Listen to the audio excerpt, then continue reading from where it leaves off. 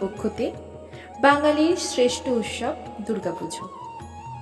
আর তারই অপেক্ষা, বাকি মাত্র হাতে গোনা কয়েকটা দিন, তারপরে অপেক্ষার অবসান। আজ মহালয়া, তারই শুভ সূচনা।